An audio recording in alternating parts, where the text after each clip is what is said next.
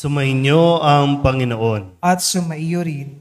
Ang mabuting balita ng Panginoon ayon kay San Marcos. Papuri sa iyo, Panginoon.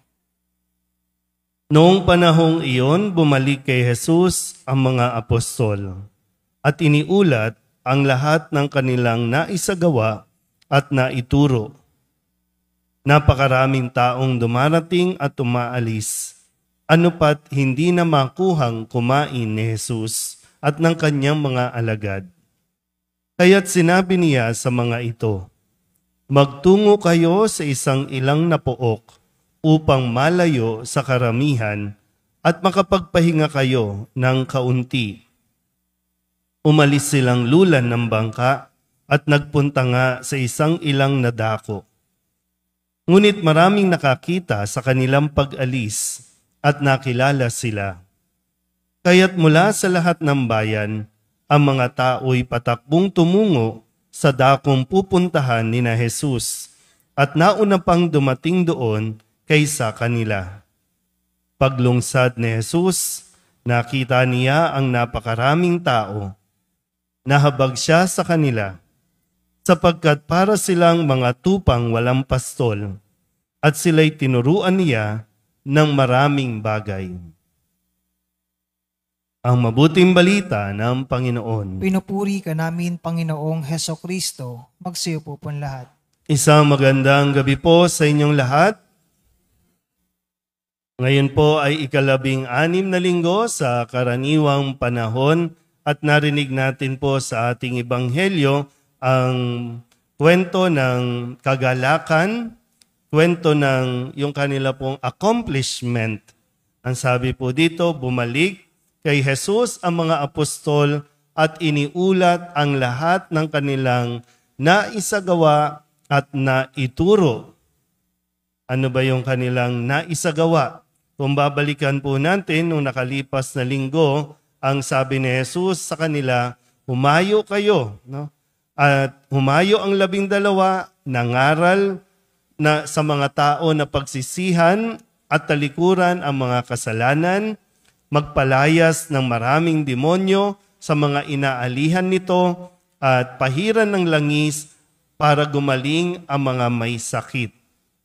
Ito yung gawain nila.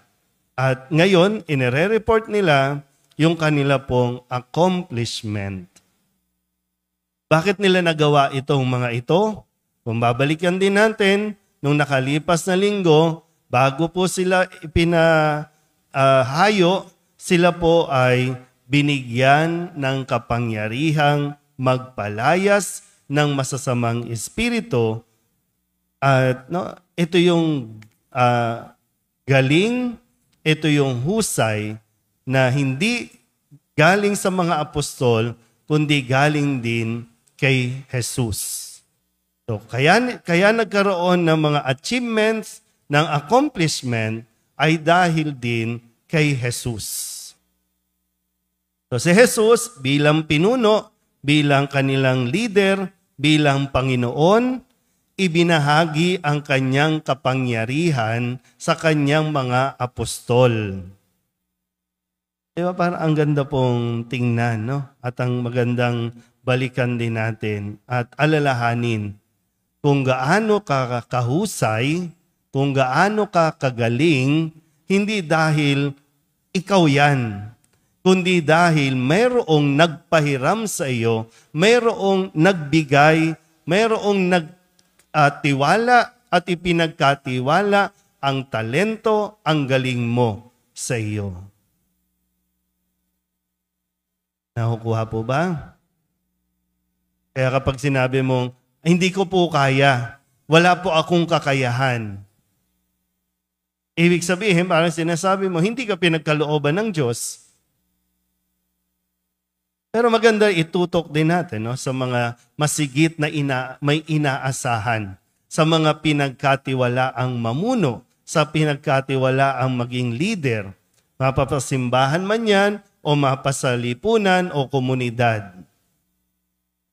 Mayroong pagkakataon na tayo po ay magtitipon, haharap sa Panginoon at ire-report din natin, iuulat natin ano ang accomplishment natin. Halimbawa, tayo lang, sa loob ng isang linggo, ano ang naging accomplishment mo? Sa loob ng isang linggo, gaano ka naging productive? Sa mga estudyante na ngayon ay bakasyon pa, tama ba? Bakasyon pa, no? Ano ang mga accomplishment ninyo sa loob ng isang linggong ito? Sige nga, natuto bang maghugas ng plato ang mga kabataan? Natuto bang maglinis ang mga bata? Itong mga sakristan natin ito. Natuto ba kung paano magsindi ng charcoal bago magsimula ang misa? No? Natututunan na ba? O wala pa rin? Sa atin po, sa mga estudyante, sa mga nagtatrabaho, anong na-accomplishment mo sa iyong trabaho bago ka tuluyang magreklamo ng maliit ang sweldo, nakakapagod ang trabaho? Ang tanong, may accomplishment ka ba na dapat inire-report?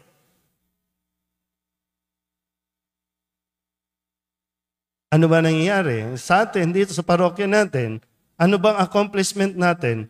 Matapos ba yung Grand Marian Procession, pwede ba natin sabihin, wow, accomplishment, ang galing natin.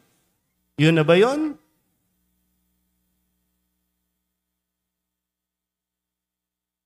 Kasi mahirap po kapag ang tao nakakalimutan kung kanino nang galing ang kanyang galing. Siyempre, ipinagkakatiwala ng Diyos, ibinibigay ng Diyos ito kasi hindi madamot ang Diyos. Kaya nga, pwede naman, di ba po, no? Pwedeng gawin ni Jesus. Lahat. Kayang-kaya niya yan. Mag-isa lang, kayang-kaya niya yan. Pero hindi eh. Kasi sa karunungan ng Diyos, mas maraming gagawa, mas maraming babahaginan, mas maraming ma-accomplish. Ay kapag umiral yun, hindi, ako lang magdidesisyon, ako lang ang masusunod. Kaya ano na nangyayari? Yan, naghihiwalay. Magkahiwalay ngayon ang presidente at ang vice-presidente. Hindi na unity. Divide team na. Kasi akala, ako lang, kami lang, ako lang. No? At nakakalimutan na, galing sa Diyos ang kanilang kapangyarihan, galing sa Diyos ang kanilang katungkulan. Maging ang aming pagkapari, galing sa Diyos. Hindi kami magaling dahil sa amin, kundi dahil magaling ang Diyos para magpahiram, para ipagkatiwala ang katungkulang ito, ang kapangyarihang ito. Kaya di ba sabi sa unang pagbasa, no? Parurusahan ng Panginoon ang mga namumuno na walang malasakit sa kanilang mga nasasakupan. Bukas po, for your information, bukas ay SONA, State of the Nation Address. Mag-uulat ang Pangulo, ang pinakapangulo natin, mag-uulat. At ito mga nakalipas na araw, di ba, no? Naririnig natin yung mga paghahanda para sa pagre-report. Pero mo, gagastos tayo ng 20 million para lang sa SONA. 20 million. Para lang ihanda mo yung lugar, yung venue, pagkain, pati damit. 20 million pa lang yun para sa kabuuan. Iba pa yung gastos ng bawat Senado, bawat congressman, bawat dadalo kasi magpupustura, magkakaroon naman ng fashion show bukas. Pero ano bang accomplishment? Sa atin, mga ordinaryong tao, ay, wala akong pakialam dyan. Pero kayo, tayo ang higit na naaapektuhan sa pagtaas ng bilihin, sa pagtaas ng mga kuryente, at kung ano-ano pa. 20 million. Pwede naman via Zoom. Pwede naman camera na lang. Okay na, huwag na kayo pumunta. Kanya-kanya. Tipid. Pwede namang hindi na magpostura, pwede namang mag-uniform na lang, pero kailangan nakapostura. Dahil kadalasan, nakakalimutan natin na ang ating gawain ay gawain ng Diyos. Na ang ginagawa dapat ng tao ay gawain ng Panginoon. Kaya magandang i-review, no? Tingnan natin, ano ba? Nasa tamang direksyon ba tayo? Kung katulad na ipinapaalala sa ikalawang pagbasa, ang ginagawa ba natin ay kaisa ng ginagawa ng Diyos para sa kapakanan ng mga tao? O sa atin na lang? Sa pang-personal na lang? Kayo po, mga mag-asawa, anong accomplishment ninyo bilang mag-asawa sa inyong pamilya? Na humaharap kayo ngayon sa Diyos, anong masasabi ninyo? Isip. Isip mabuti. Hindi lang tayo basta naririto para humingi lang sa Panginoon. Hindi lang tayo naririto para magreklamo lang sa Diyos. Mahirap ang buhay. Mahirap ang buhay. Kasi lahat ay pinagkalooban ng Diyos. Kaya yung mga anak ninyo na ipinagkakatiwala sa inyo, naturuan ba yan? May naituro ba tayo? May napagaling ba tayo? Kasi kapag sinunod natin ang mga bilin ng Diyos at namuhay tayo ayon sa bilin din ng Diyos at ginawa natin yun, doon mo mapifeel yung fulfillment, no, yung pakiramdam na nagkaroon ka ng silbi. At kapag nagkakaroon ng silbi ang isang tao, nafe-feel niya, no, yung kanyang dignidad, no, nabubuhayan siya ng loob, nagkakaroon ng saya sa kanya, sa kanyang buhay. Kasi yun yung sarap eh. Diba? No? Yung sarap. Kaya kung malungkot ang buhay mo, hindi ka fulfilled. At bakit hindi fulfilled? Hindi ka sumusunod sa Diyos. So, alam na. Kung magre-report ka sa Diyos ngayon, sana may masabi ka. Sana may maalala ka. Mahirap kasi, Your Honor, wala po akong maalala. Mahirap yun. So, another week, no?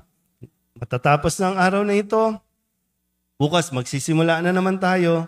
Sikapin natin po na magampanan natin ang ating mga misyon sa buhay, mga responsibilidad para sa susunod na linggo, may masasabi na tayo sa harapan ng Diyos. Amen?